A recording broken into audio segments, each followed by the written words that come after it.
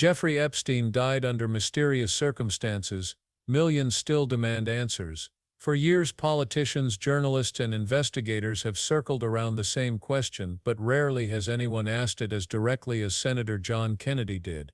In a congressional hearing that left viewers stunned, Kennedy confronted the FBI director head-on with the question that's haunted America: did someone kill Epstein? The way the director responded only deepened the mystery. In that tense exchange, Kennedy faced FBI Director Kash Patel, the man now tasked with restoring credibility to an agency that has seen its reputation dragged through the mud. Mr. Director, worry not. We'll make sure your agency is adequately funded. This judge you arrested in Wisconsin, she was breaking federal law, wasn't she? Yes, that's why we arrested her. She was helping an illegal immigrant escape being taken into custody. Is that right? Yes, and the field agents decided to open the case, work the case. And as Americans, do we get to pick and choose which laws we want to follow? We do not. If you're a state court judge, do you get to decide you don't want to follow federal law? No. And if you violate federal law, you get arrested, don't you? Yes, Senator. That's called equal treatment under the law, isn't it? Yes, Senator. You remember Lisa Page and Peter Strzok, don't you? Yes, Senator. Mr. Strzok worked for the FBI. Mr. Strzok worked for the FBI. I think Ms. Page worked for Justice. The Inspector General found in its investigation that they hated President Trump and they really wanted Secretary Clinton to win. Is that true? That's correct, sir. And this would be the same same Ms. Page who sent an email to Mr. Strzok with whom she was having an affair. Trump's not ever going to become president, right? Right? And Mr. Strzok with the FBI, senior official at the FBI, replied, quote, no, he won't. We'll stop it. Did I read that correctly? You did, Senator. Okay. Now, Ms. Page got quit before she could get fired. Mr. Strzok was fired. And predictably, they filed a lawsuit because in Washington, it's easier to divorce your spouse than it is to fire a federal employee. Why did the FBI give Mr. Strzok $1.2 million and Ms. Page $800,000 to settle a lawsuit? Senator, I do not know that settlement was reached in the prior administration. Who made the decision? The prior Department of Justice. Who in the prior Department of Justice? The settlement for that kind of case can only come from the Attorney General, which would be Attorney General Merrick Garland. So the Attorney General decided to give Mr. Strzok $1.2 million and Ms. Page $800,000 after they were fired after actively interfering in the 2016 election. Is that right? My understanding is that was a settlement they agreed to. Pass me the sick bucket, please. The Hunter Biden laptop. In October of 2016, shortly before the election, the New York Post wrote a story that was widely covered talking about Mr. Hunter Biden's influence peddling scheme based on his laptop. A couple of weeks later, Secretary of State, soon to be Secretary of State, Antony Blinken, organized a group of 51 so-called intelligence experts. Had some real rock stars on the list. Jim Clapper, John Brennan, Michael Hayden, Leon Panetta, and they said, oh, no, the story in the New York Post is not true. It's based on Russian disinformation. You remember that? I do, Senator, as the lead investigator for Russiagate for the House Intel Committee. Yeah. The FBI had the laptop for 10 months, hadn't they? They did, Senator. So the FBI knew right before the election that it wasn't Russian disinformation, didn't they? And that was confirmed by the Inspector General's report. Yeah. Who at the FBI refused to let the FBI tell the American people the truth? I don't have that name in front of me, sir. Well, would you look? I will, sir. I'd like to know. I'd like a name, not a division. I'd like the name. Person with a brain and a beating heart. Yes, sir.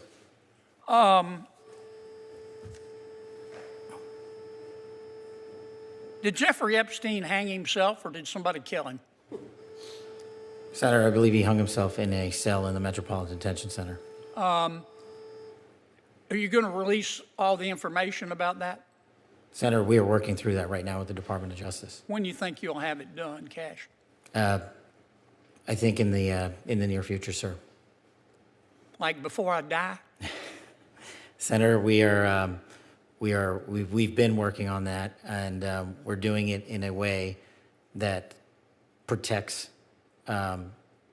victims and also doesn't put out into the ether information that is irrelevant for production of the public, such as CSAM. Thank you, Mr. Chairman. Senator Reid. Thank you very much, Mr. Chairman. Thank you, Director. As you're well aware, DOJ. Kennedy wasn't interested in small talk. He skipped the pleasantries, cut past the political theater, and asked what millions of Americans have whispered for years: was Epstein murdered, or did he truly take his own life? Patel gave the official version. He said Epstein hanged himself in his cell, but the way he said it, cautious, deliberate, and hedged with qualifiers, raised eyebrows. He admitted the full details of Epstein's death still haven't been released. He promised transparency in the near future, but didn't define what that meant. Kennedy, visibly frustrated, asked if the truth would come out before he died. That moment resonated with everyone watching. Because Kennedy wasn't just asking for himself, he was speaking for millions of Americans who feel like they've been strung along, fed half-truths, and left with more questions than answers. But Epstein wasn't the only subject on Kennedy's list. He had a bigger agenda, and it was about exposing a culture of secrecy inside the federal government. Before Kennedy circled back to Epstein, he raised another point. A state judge in Wisconsin had been arrested for violating federal law, helping an undocumented immigrant escape custody. Patel confirmed it. She broke federal law, and she was arrested. No exceptions. Kennedy used this as a springboard. He asked Patel, as Americans, do we get to pick and choose which laws we want to follow? The answer was no. If you're a judge, do you get to ignore federal law? Again, no. Break the law, face the consequences. That's equal treatment under the law, the foundation of American justice. At least that's how it's supposed to work. But Kennedy wasn't convinced it actually does. Because when it came to the FBI's own insiders, the rules looked very different. Kennedy dragged the names Peter Strzok and Lisa Page back into the spotlight. These were not low-level staffers. Strzok was a senior FBI official. Page was a high-ranking attorney.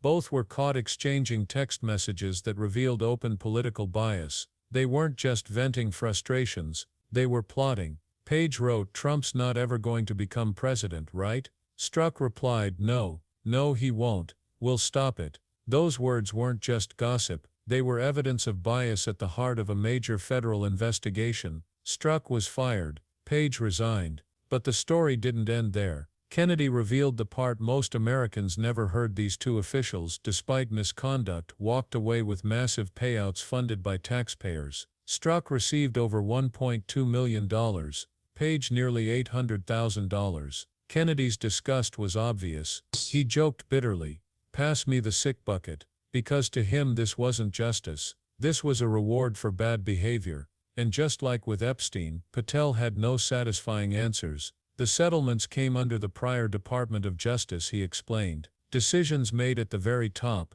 Attorney General Merrick Garland's office. But again, no names, no accountability. Kennedy wasn't done. He moved on to one of the most controversial political scandals of recent years: Hunter Biden's laptop. In October 2020, the New York Post broke the story about Hunter's business dealings, raising questions about influence peddling at the highest levels. The reaction was swift. Just days after the story appeared, a letter was released. 51 intelligence officials, including heavyweights like John Brennan, Leon Panetta, Michael Hayden, and James Clapper, signed a statement declaring the laptop story looked like Russian disinformation. That letter was used to dismiss the story as fake. Major media outlets and social media platforms ran with it. But here's the kicker: the FBI already had the laptop. They had been holding it for months. They knew it was real, and they said nothing. Kennedy demanded to know why. Who inside the FBI prevented the truth from being told to the American people? Patel couldn't provide names. Once again, accountability vanished into thin air. For Kennedy, this wasn't about partisan battles. This was about trust. If ordinary citizens face arrest for breaking the law, if a judge can be hauled off for crossing the line, why are powerful insiders shielded from consequences? By this point, Kennedy had laid the groundwork. He showed the double standards, the cover-ups, the payouts. Then he circled back to the name that still haunts the American imagination: Jeffrey Epstein. The official line remains the same: Epstein hanged himself. But Kennedy pressed Patel for full transparency. Where are the documents? Where's the footage? Where's the accountability? Patel promised the information would come out soon. He insisted the DOJ was still reviewing what could be released. He suggested the delay was to protect victims and avoid releasing irrelevant details. But Kennedy wasn't satisfied, and neither was the public, because when you add it all up, the guards asleep, the cameras malfunctioning, the logs missing, the timing convenient, the story doesn't add up. Epstein was too valuable, too connected, too dangerous to too many powerful people, and then suddenly he was gone. By the end of the hearing, the Epstein question felt bigger than just Epstein. It symbolized something deeper: a government culture that protects its own, covers up its failures, and feeds the public carefully managed narratives instead of the full truth. From Strzok and Page to Hunter Biden's laptop, to the unanswered mysteries of Epstein's death, Kennedy was drawing a line. He was exposing a system where accountability stops at the water's edge of power. Ordinary people get punished, elites get payouts, and the truth gets buried. This wasn't about left versus right. It was about insiders versus everyone else. So when Kennedy asked, "Will we get the truth before I die?" he was speaking for an entire nation, because the question isn't just who killed Epstein. The question is bigger: can the American people still trust the system that claims to serve them? If judges can be arrested but FBI insiders get million-dollar settlements,